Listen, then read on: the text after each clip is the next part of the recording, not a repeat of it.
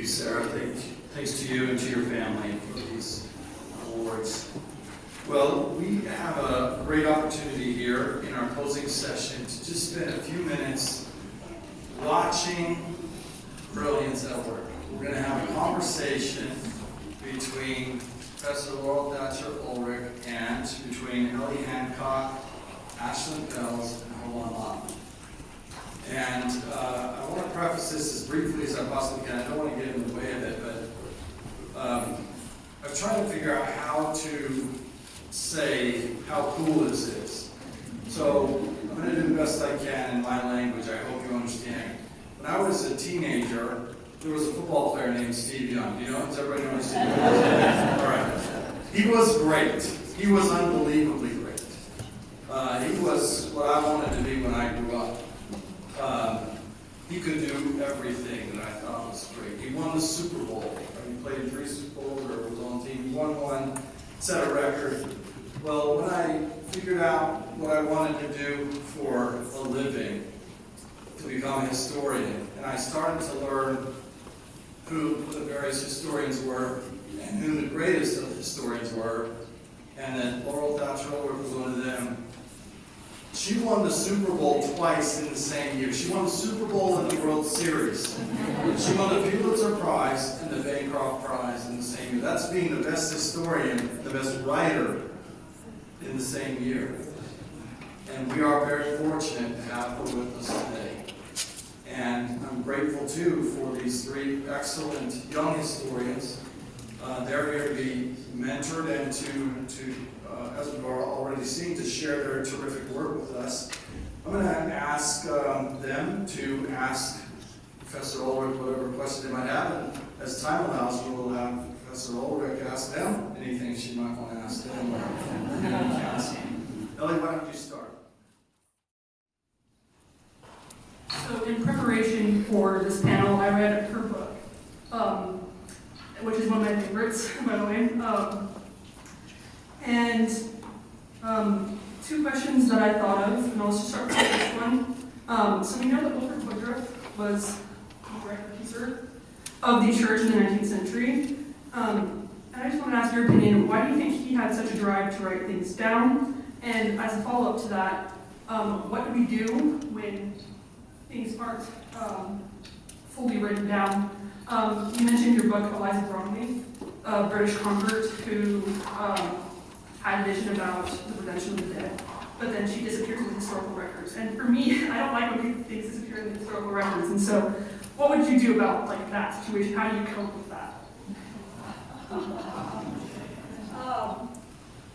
not sure I got the first question. Was there a first and a follow-up? Yes, kind of. So I was thinking, why do you think Wilford Woodruff had such a drive to keep a historical record?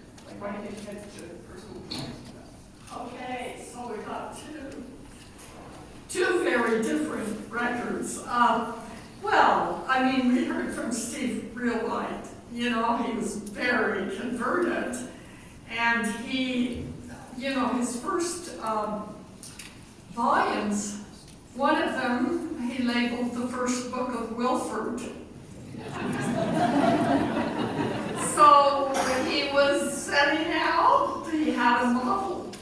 Right? I'm Nephi, born of Catholic parents. Mary was. So, yeah, it was part of his faith, but it was also a part that this was a religion that required participation. You weren't just going to listen to the preacher. So, I'm so glad you brought that up about Eliza Bromley, because one of the things that amazed me about this diary was his attentiveness to women, particularly. I think through most of his life he was a supporter, but he started recording these prophecies. There were prophetesses among the women in Britain. They did a lot of work. They fed the missionaries. They helped get the Millennial Star out to print, but they also told the missionaries their dreams and their premonitions, and one one example of Bromley was, I think this was her, one of the other missionaries came to her house and he was on his way somewhere, and she said, "You better stay because Elder Woodruff is going to be here soon." And nobody had told her Elder Woodruff was going to be soon. So, lo, he showed up pretty soon. So the missionaries learned to listen to these women. And it is very disturbing when these people in any kind of historical record disappear. And I don't know what you do. One of the things you do is don't give up immediately, because one of the things that happens in historical records in that period is women get married and they lose their names. And if that had happened, you may never know, but if you're looking at records of groups of people, you sometimes have a miracle and you can find the persons. But there are quite a few people in Woodruff's daughter who do disappear. And so maybe the folks doing this wonderful research on the Woodruff papers can help us. And I hope they go after those British prophetesses. And that's the elders called them prophetess.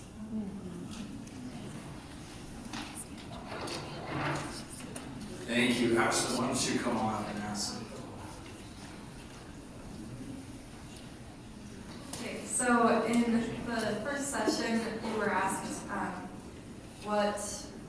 if any of Wilford's wives kept journals, and I was just wondering, you mentioned that it wasn't very often that the Latter-day Saint females would be keeping records, and I was curious what your thoughts are about that, if they weren't writing records as much, or if we just don't have access to them.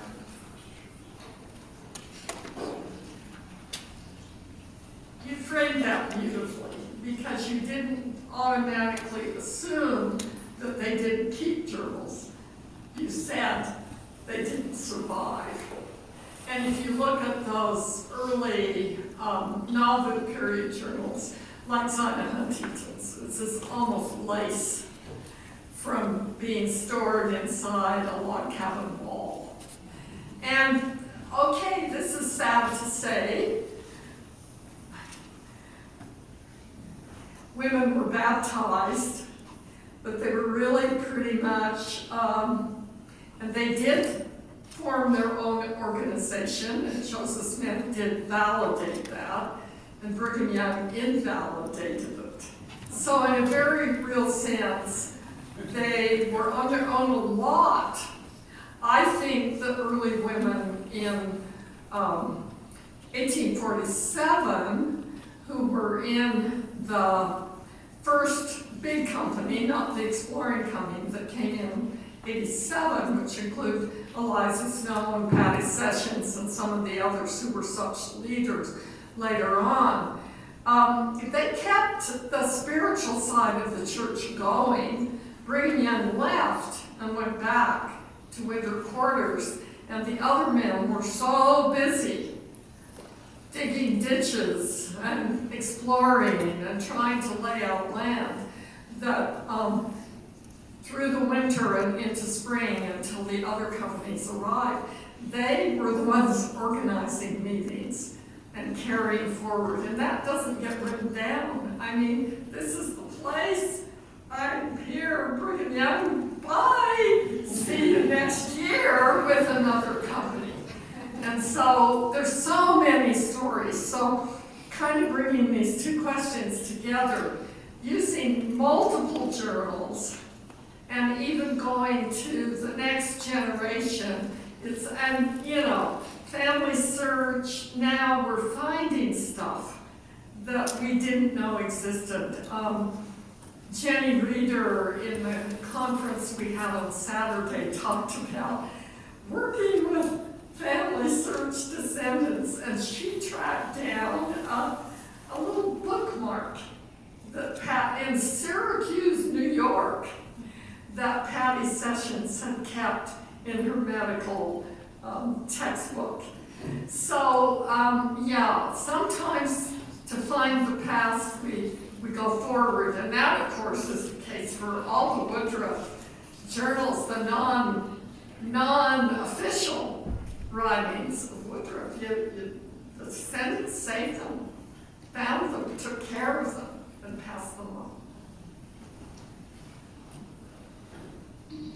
Thank you. Hold on, do you have something in mind, or if you don't, I've got. Please.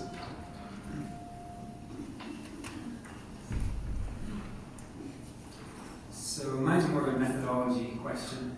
So in your book, A House Full of Females, you take the records of many different women, everyday women, living in 19th century Utah before, and you string them into a larger narrative. And right now, for my own thesis, I'm trying to write, I guess, a narrative of everyday Latter-day Saints in Latin America. So give me advice on how to take disparate, varied records and make them fit together in a smooth way in one historical narrative. Yeah, good for you.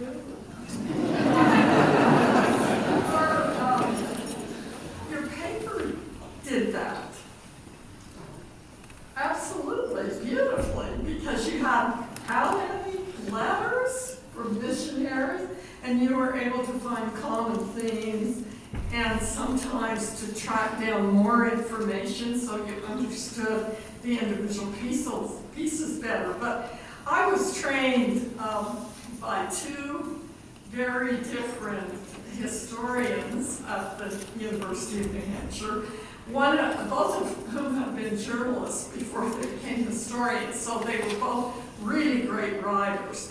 But one was a hardcore quantifier, really went for the statistics and the numbers, and the other was a more narrative historian. And I felt really fortunate that I had learned from both of those. So quantification, if it's nothing but numbers, can be really, but you can work with a group, and you can also find the common elements. So as I did with this book, I didn't take every diary or record of a woman. There weren't a lot. But I took those that were connected to these networks of the Relief Society and other women's organizations, and ended up with the famous indignation meeting of 1870s. So, you know how.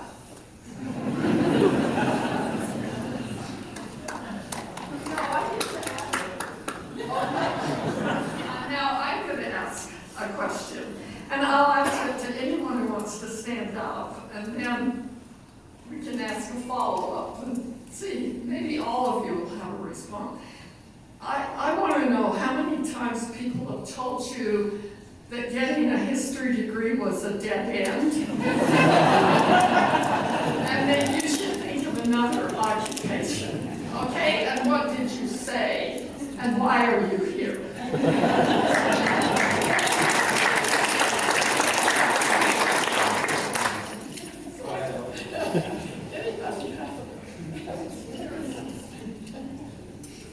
So I've actually been told by several people, like, asking why I majored in history or what I was going to do with that. The question I get most often is, are you going to teach? And I'm not passionate about teaching, but I really like the research. I like to get into like the little details and find documents and learn about people. So that's like my drive for history, and I would say it's not useless. And I think it's very important that we have people that are majoring in history and keeping that work alive.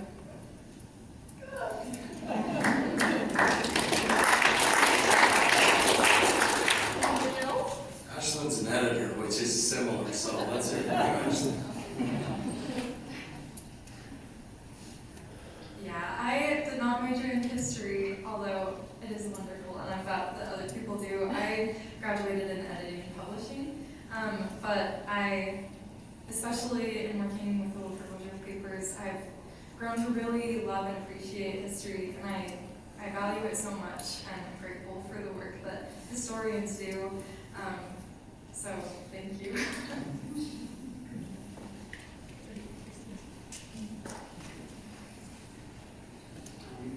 Actually, I think I got that question a lot more like as a teenager than I do now.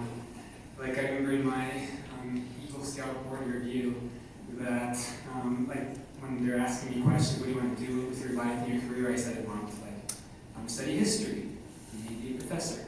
And then like just in the board review, the person leading it said, oh, like my nephew did that, and that like he doesn't have a job. And you should do that. I think at this point you won't ask anymore because they figure I'm so far along that like it's too late anyway. But, I think it's important. What I've been told, what I try to do is just keep my options open and have multiple career paths that I could be passionate about in mind and not just a certain one. Right. You know, I'm here, I'll just make a couple of comments about that. I know quite a few doctors who are dying to write history because they went, another path.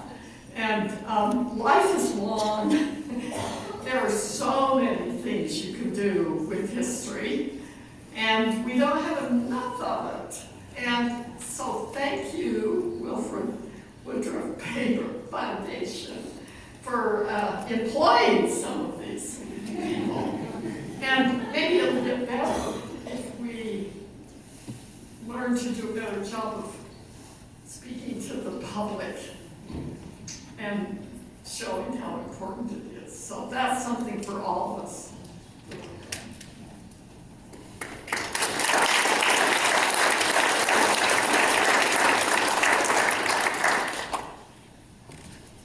Thank you very much. Is there anything else any of you would like to say? Please, Ashlyn and then Professor Ulrich. I just have another question for you. I read that you majored in English, is that right? Oh, yeah. And I related to that because that's similar to what I did. But I was curious if you always had an inclination to history or if that developed later in your life.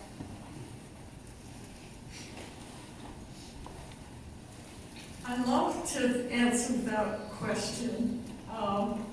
I majored in English at the University of Utah, and then later, when we lived in the Boston area for my husband's graduate study, and I had 4 children, I started taking a course at a time over 5 years. I got a master's in English and thought maybe at some point I would teach, maybe part-time freshman English. Well, that's how far it went. My husband decided to become a professor. He had been working as an engineer in a company. And we moved to the University of New Hampshire. If you've ever been there, it's a beautiful little town. We moved out of Boston to this beautiful little college town. I then had 5 kids. What am I going to do in this little town? It was lovely, great place to raise children. And I did teach freshman English one semester, but it became obvious to me that that kind of teaching, you had to be a graduate student. So I thought about getting a PhD gradually, got half tuition. And I really did research, and I figured out that according to my interests, the absolutely best faculty were in the history department. I tiptoed over there, took a course, fell in love with it. So in my generation, if you were a woman, you didn't plan to have a career, and you didn't have a lot of choices if you married at 20, as I did, and wanted to raise children and be with your husband. So it was kind of serendipity. But I have always, from 5th grade, wanted to be a writer. And I discovered you could be a writer as a historian. I didn't expect to have a career writing. I ended up a full professor at a pretty important university. And I didn't plan that. So I think no matter what you're interested in the field, your life is going to change you and offer new and different opportunities. As my father used to say, if you can't do what you like